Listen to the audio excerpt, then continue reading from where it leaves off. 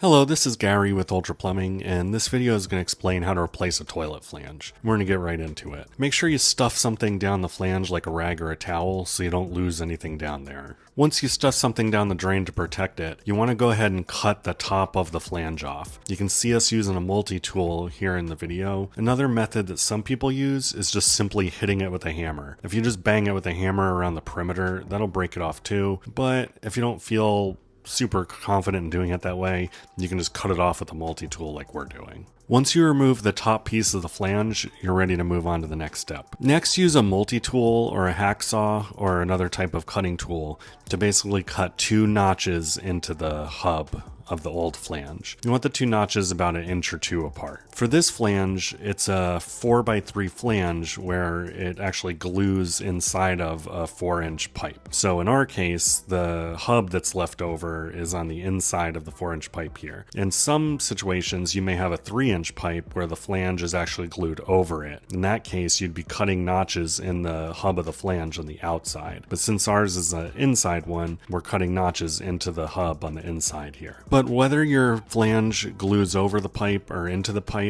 in both cases you want to make sure you don't cut the notches into the actual pipe itself. The pipe in the floor is going to remain. We're just chipping out the flange and the hub of the flange so we can put a new one in. But once you got the 2 notches cut into your hub, you're going to take a hammer and a skinny flat screwdriver and basically just kind of put the screwdriver right at the seam between the piece of hub and the pipe and just carefully chisel at that point. And if you do this carefully and kind of take your time, you should end up chipping out that 1 inch to 2 inch section of hub that you made those 2 slits in. Once you get that piece out, it's usually pretty easy to get the remaining part of the circle hub out of there. But as you can see, with a little patience and tenacity, we were able to chip out that little piece. So now you see there's basically a semicircle left of the hub.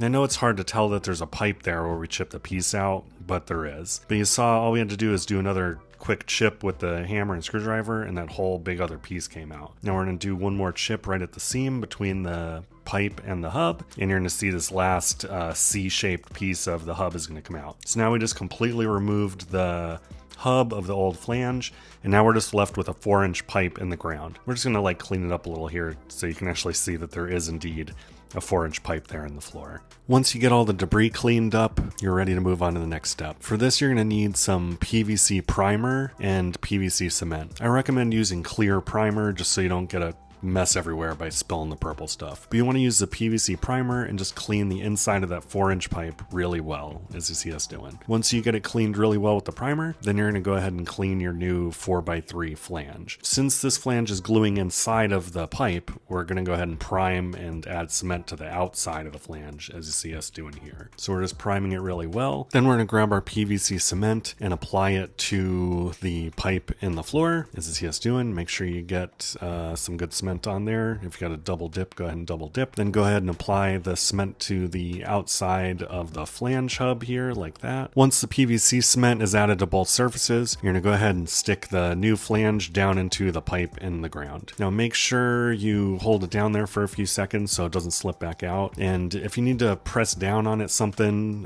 carefully to get it to go down all the way, go ahead and do so. As you see here in a second, it's going to drop down a little further.